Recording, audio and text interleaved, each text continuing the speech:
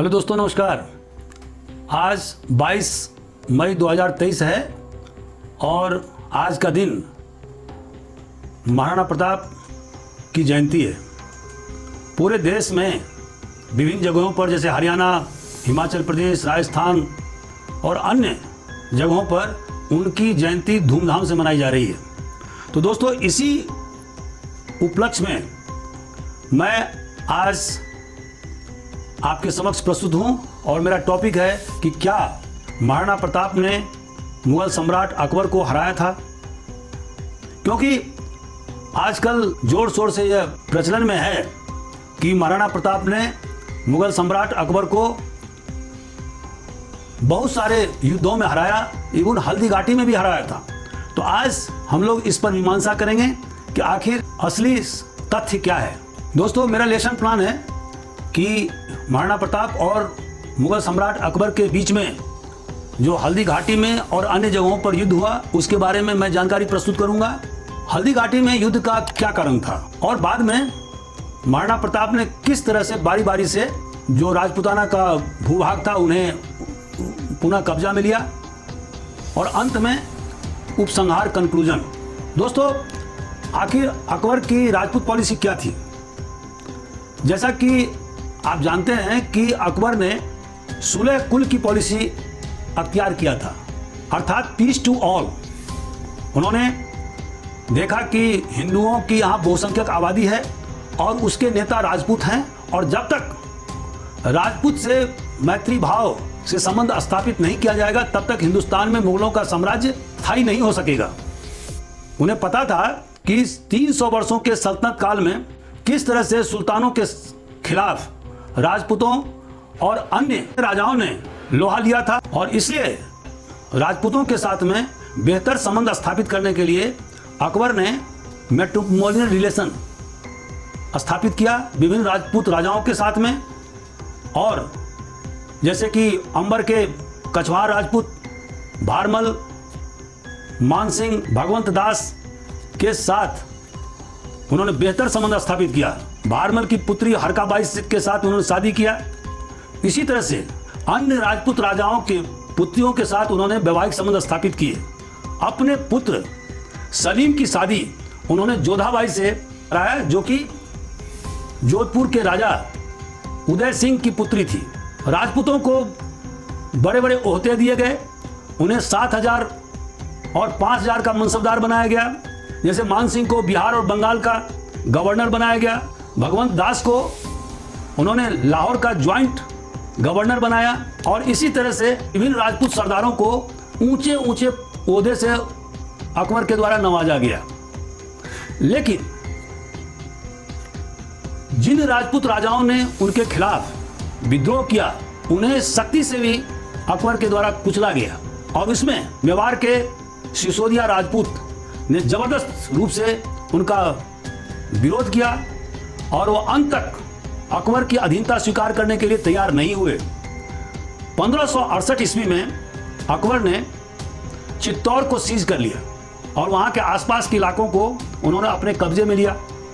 लेकिन जब 1572 ईस्वी में महाराणा प्रताप गद्दी पर आसीन हुए तो उसके बाद अकबर ने लगातार अपने दूतों को महाराणा प्रताप के पास में सुलह के लिए भेजा, जिसमें कि टोडरमल, मानसिंह और अन्य महत्वपूर्ण राजपूत सरदार शामिल थे। और एक समय तो दोनों में अच्छे संबंध स्थापित भी हो गए थे। महाराणा प्रताप ने अकबर के द्वारा भेजे गए इंपीरियल रॉब माने पोशाक को पहना और अपने बेटे अमर सिंह को मुगल दरबार में भेजने के लिए भी तैयार हो गए, जो कि भगवंत दास के साथ में अकबर के दरबार में पहुंचे।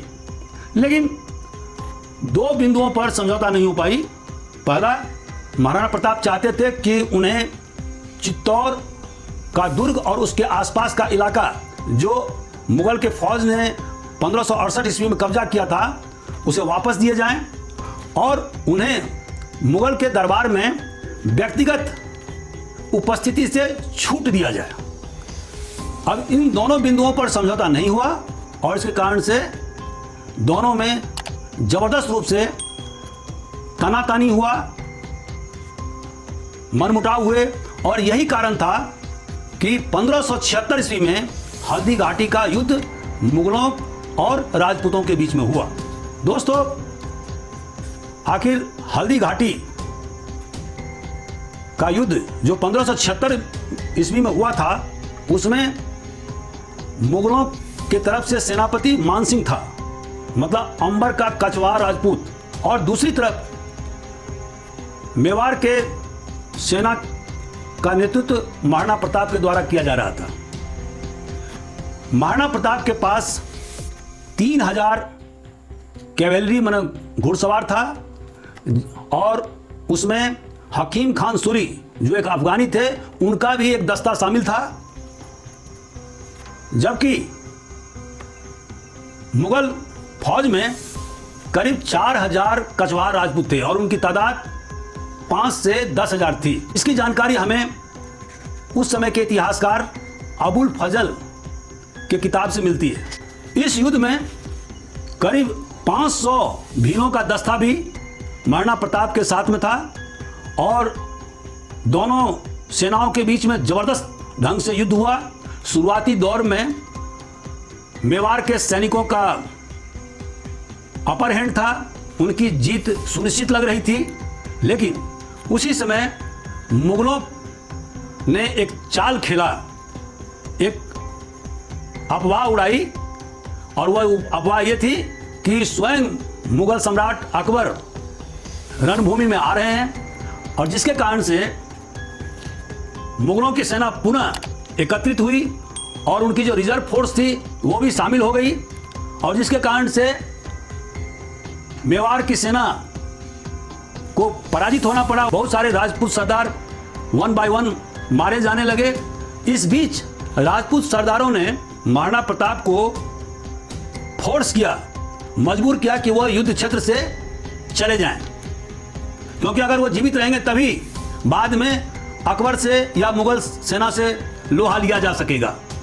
न चाहते हुए भी महाराणा प्रताप को युद्ध भूमि से हटना पड़ा, जाना पड़ा, भागना पड़ा, और जब वो एक नाला को क्रॉस कर रहे थे तो उसी समय में जो उनका घोड़ा चेतक था उसका पैर फिसल गया, गंभीर रूप से उसे इंजरी हुई, घायल हुआ और उसकी मृत्यु हो गई। लेकिन मानसिंह जो मुगल सेना का सेनापति था, उसने महाराणा प्रताप का पीछा नहीं किया। बाद में गोगुंडा को मुगलों ने कब्जा कर लिया और पीछा नहीं करने के कारण से मुगल सम्राट अकबर मानसिंह से बेहद खफा हुआ। मुगलों ने बाद में डूंगरपुर, बांसवाड़ा, सिरोही को कब्जा कर लिया।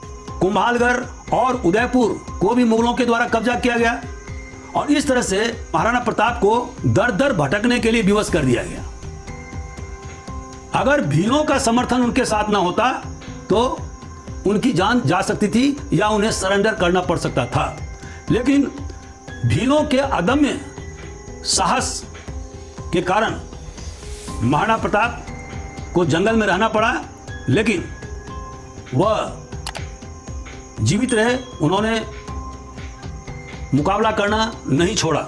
महाराणा प्रताप के द्वारा सन 1576 से लेकर 1585 के बीच अत्यधिक दुख झेला गया। उन्हें दर दर भटकने के लिए मजबूर होना पड़ा। बहुत सारे राजपूत सरदार उन्हें छोड़ करके मुगलों के पास चले गए। ऐसी परिस्थिति में उन्होंने अपना धैर्य नहीं खोया और वह अब गुरिल्ला वार मुगलों के खिलाफ करने लगे।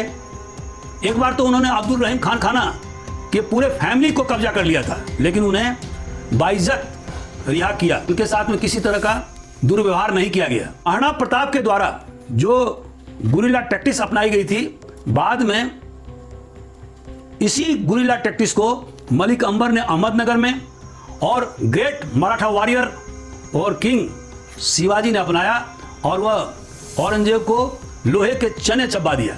दोस्तों, 1585 ईस्वी के बाद महाराणा प्रताप के भाग्योदय हुआ और उसके कारण क्या थे?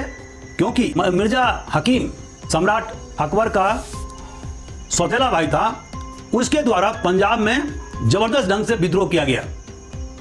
और इसी तरह से बिहार और बंगाल में भी जबरदस्त ढंग से विद्रोह हुआ मुगलों के खिलाफ में। मुगल सेना अब बिहार बंगाल के विद्रोह को दबाने में व्यस्त हो गई। खुद सम्राट अकबर 1585 ईस्वी में लाहौर चला गया और वहां पर आगामी 12 साल तक रहा और पंजाब, नॉर्थ वेस्ट और काबुल के इलाकों पर नियंत्रित करने का प्रयास किया ताकि मुगलों के खिलाफ जो विद्रोह हो रहे हैं उसे दबाया जा सके, और जिसमें वो सफल हुए। अब चूंकि राजपूताना पर से उनका ध्यान हट गया, ऐसी परिस्थिति का फायदा उठा करके महाराणा प्रताप ने जोर शोर से गुरिल्ला वारफेयर के तहत में कुंभालगढ़, उदयपुर, गोगुंडा इन इलाकों को अपने कब्जे में कर लिया। चित्तौड़ को भी अपने कब्जे में कर लिया, लेकिन वो चित्तौड़ का किला कब्जा करने में सफल नहीं हो पाए। दोस्तों, महाराणा प्रताप ने चावंड, जो कि डूंगरपुर जिले में स्थित है, वहां पर अपनी नई राजधानी स्थापित किया। वह जीवन पर्यंत मुगलों से लोहा लेते रहे और जीवन के आखिरी वक्त अर्थात 1597 तक उन्होंने राजपूताना के संपूर्ण भूभाग को अपने कब्जे में ले लिया। सिर्फ वह चित्तौड़ के दुर्ग को अपने कब्जे में नहीं ले सके।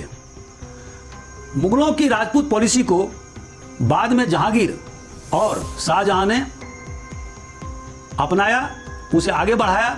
और जहांगीर की सबसे बड़ी सफलता यह थी कि उन्होंने अमर सिंह से समझौता किया और यह समझौता 1616 ईस्वी में हुआ। इस समझौते में राजपूतों को चित्तौड़ का किला भी दे दिया गया, लेकिन उसका वो रिपेयर नहीं कर सकते थे। पूरे राजपूताना का भूभाग उन्हें सुपुर्द कर दिया गया। राजकुमार कर्ण सिंह को 5000 का मनसबदार बनाया गया और महाराणा अमर सिंह को मुगल दरबार में उपस्थित होने से छूट भी प्रदान की गई।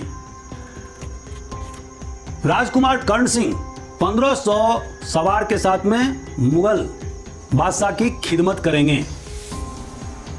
इन सब कंडीशंस के तहत में यह समझौता हुआ। और समझौता कारण क्या था? क्योंकि जब जहांगीर बादशाह बना 1605 ईस्वी में अकबर की मृत्यु के बाद में, तो उसने लगातार मेवाड़ पर प्रेशर बनाए रखा। बड़े बड़े सैनिक अभियान किए गए। शाहजहां, जो समय में उसे खुर्रम कहा जाता था, उसके नेतृत्व में भारी भरकम सेना भेजी गई ताकि मेवाड़ को दबाया जा सके।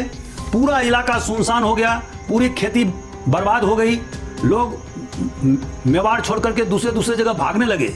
इस विपत्ति काल में महाराणा अमर सिंह ने मुगलों से समझौता किया और इस तरह से मेवाड़ के सिसोदिया वंश के शासकों और मुगल शासकों के बीच एक मैत्रीपूर्ण रिश्ता कायम हो सका। दोस्तों, आखिर मुगलों और मेवाड़ के बीच में जो लगभग 50 साल तक युद्ध होता रहा, उसका निचोड़ क्या है? कुछ लोग आजकल ये कहते हैं कि यह हिंदू और मुसलमानों के बीच में युद्ध था, एक दूसरे पर वर्चस्व स्थापित करने के लिए युद्ध लड़ा गया। लेकिन मेरा यह कहना है कि ऐसा नहीं था, क्योंकि मुगलों में भी बहुत सारे राजपूत, अगर आप उस समय के इतिहासकार अबू फजल पर विश्वास करें तो 10,000 मुगल सैनिक में से 4,000 तो कछवार राजपूत थे। उसी तरह मेवाड़ के सेना में जिसकी संख्या 3,000 के लगभग थी, उसमें हकीम खान सूरी का भी एक जबरदस्त कॉन्टिजेंट था, उनकी भी सेना की टुकड़ी थी। भीलों की टुकड़ी थी करीब 500 की। और इसमें दोनों तरफ से सैनिक हताहत हुए। करीब 46% मेवाड़ की सेना, लगभग 1600, इस युद्ध में वीरगति को प्राप्त हुए। उसी तरह से मुगलों के भी करीब 150 से 200 सेना इस युद्ध में मारे गए। तो यह युद्ध सत्ता की वर्चस्वता के लिए थी। एक तरफ महाराणा प्रताप अपने वतन की आज़ादी चाह रहे थे, दूसरी तरफ सम्राट अकबर पूरे हिंदुस्तान पर कब्जा करना चाहते थे और इसी कारण से वह राजपूताना को भी अपने अधीन लाना चाहते थे और इसी कारण से उन्हें युद्ध लड़ना पड़ा। यह बात सही है दोस्तों कि हल्दी घाटी युद्ध के बाद मुगलों की सेना स्लैक हो गई, अर्थात मुगल का जो प्रेशर था वो वहां से हट गया। उन्हें नॉर्थ वेस्ट में, पंजाब में, काबुल में विद्रोहों को दबाना पड़ा। उसी तरह से बिहार और बंगाल में विद्रोह हो रहे थे। इस परिस्थिति को भांपते हुए महाराणा प्रताप ने बारी बारी से सारे इलाके को अपने कब्जे में लिया, लेकिन उन्होंने गुरिल्ला वार अख्तियार किया।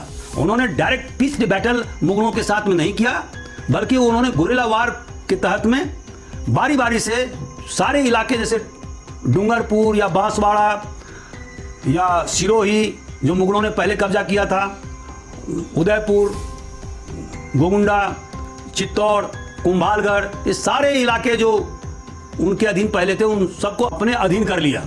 दोस्तों, जिस तरह से महाराणा प्रताप ने अदम्य साहस का परिचय दिया और इतने विपरीत स्थिति में उन्होंने कभी अपने धैर्य को, साहस को नहीं खोया, इसी कारण से 1597 ईस्वी में जब उनकी मृत्यु हुई तो उन्हें राजपूताना का हीरो जनता के द्वारा माना जाने लगा और हिंदुस्तान की जनता में बाद के वर्षों में वह हमेशा एक हीरो के रूप में प्रस्थापित हुए और इसीलिए आज के दिन हम लोग उनका जयंती मनाते हैं। तो दोस्तों, आज का हमारा वीडियो कैसा रहा, इस पर आप अपनी टिप्स जरूर अंकित करें। आपके सजेशन को हम निश्चित रूप से स्वीकार करेंगे। Thank you very much.